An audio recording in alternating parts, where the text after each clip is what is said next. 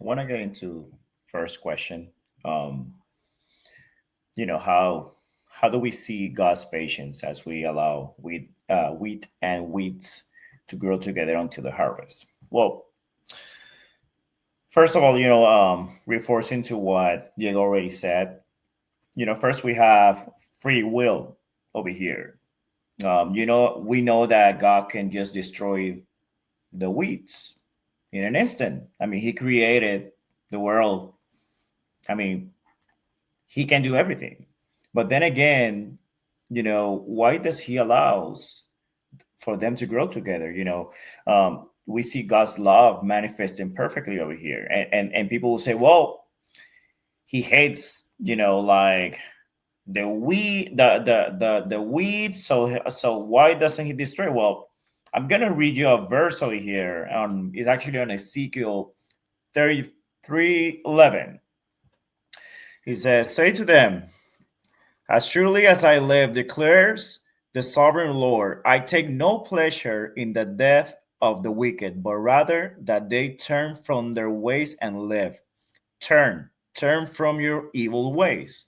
So right now, we could see somebody being influenced by the enemy, and he could be a weed today. But then again, something happens that he decides to just open his heart and just run away from like his evil ways. So today, somebody could just be something because of ignorance. It could be because we saw a lot of like the picture that actually Adam put over there, the condition of the heart.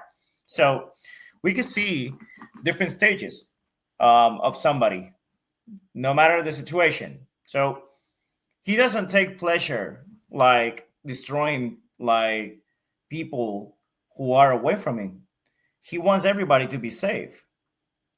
You are his creation, so he wants everybody to be safe. But this is a partnership, because if he would just move out everything like a puppeteer, then there's no free will. It has to be a partnership.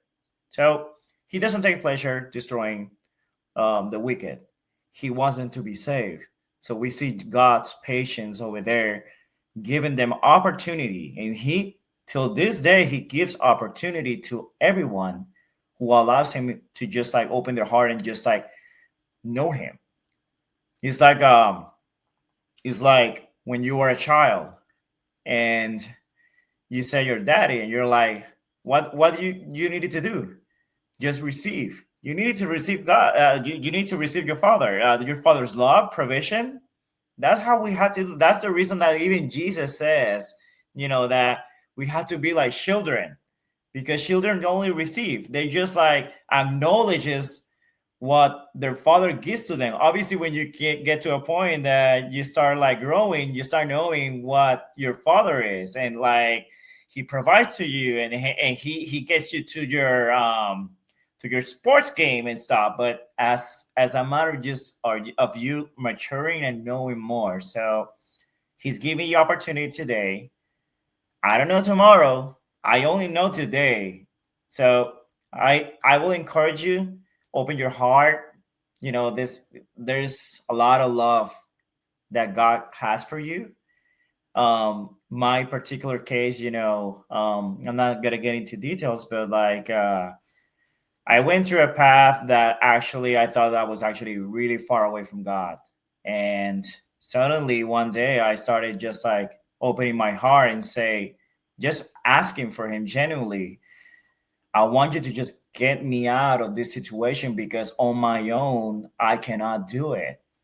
And I'm going to say this, the other day, something flipped. So we actually mentioned this a lot. Is about, and even like Franklin mentions it.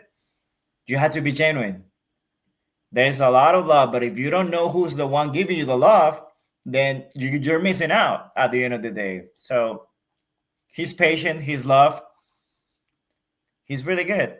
So allow yourself to just give you that opportunity, open your heart, and just know him.